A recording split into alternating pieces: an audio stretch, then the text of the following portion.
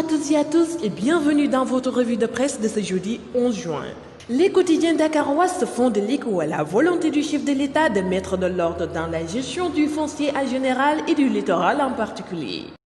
L'As ouvre sur la gestion catastrophique du foncier et affiche à la une. Macky Sall siffle la fin de la pagaille.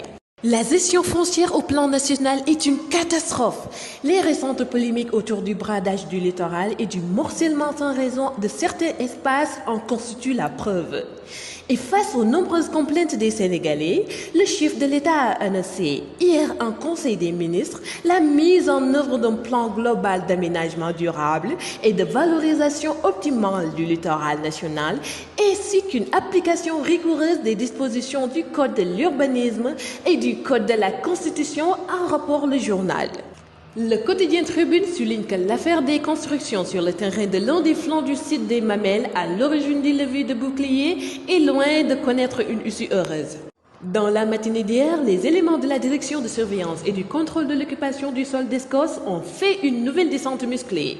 Ce, dans le but de mettre fin aux travaux de construction entamés sur le terrain de l'un des flancs, signale le journal. C'est une descente musclée que la direction de surveillance du contrôle et de l'occupation du sol d'Escos a effectuée dans la matinée d'hier sur le site du phare des Mamelles. Ce, dans le but de déguerpir les occupants afin de faire place nette à un prochain aménagement en vue. Ce qui implique forcément l'arrêt des travaux de terrassement des terrains situés sur le flanc de l'une des Mamelles de Dakar, rapporte Tribune. Source A n'occulte pas la Covid-19 et note que les jours se suivent et se ressemblent au Sénégal, où l'épidémie du coronavirus est loin d'être endiguée avec son lot de morts. Hier, 3 nouveaux décès ont été enregistrés. Tous sont des hommes âgés, respectivement de 70 ans, de 86 ans et de 54 ans. Pendant ce temps, le nombre de cas graves a connu une hausse. Au nombre de 14 avant-hier, il a grimpé hier 18 cas pris en charge dans les services de réanimation d'après la directrice générale de la santé publique. Les hôpitaux sont de plus en plus submergés de personnes infectées. La preuve, le dernier bilan a fait état de 124 nouvelles contaminations, soit un taux de positivité de 10,2%. Parmi ces nouvelles infections, 15 sont issues de la transmission communautaire. Ce qui fait que le Sénégal compte à ce jour 4 640 cas depuis le début, dont 2 885 guéris, 55 décès et 1 700 sous traitement d'après la publication. En économie, le Témoin souligne que le président Macky Sall presse le gouvernement de soutenir le secteur privé.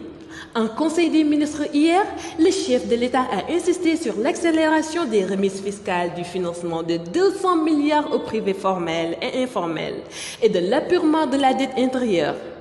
Dans cette perspective, le ministre Amadou Hott Ndiaye travaille déjà en mode fast-track. Il reçoit 6 ministres ce jeudi et crée la publication. Enquête s'intéresse à la notion de continuité de l'État et parle de principe de géométrie variable. Querelle d'ego, de leadership, ambition politique malsaine, lutte de place, appât du gain, ils sont nombreux ces facteurs qui poussent les élus aujourd'hui à remettre totalement ou partiellement en cause les actes, bons ou mauvais, de leurs devanciers pour des considérations purement individuelles, foulant parfois au pied des intérêts de la République et de la population, note le journal. Sud Quotidien met en exergue de la Banque africaine de développement BAD et tire une gouvernance en question. La candidature du président de la Banque africaine de développement, le Nigérian Adesina, candidat unique à sa propre succession, n'est pas du goût de tout le monde au sein de l'instruction.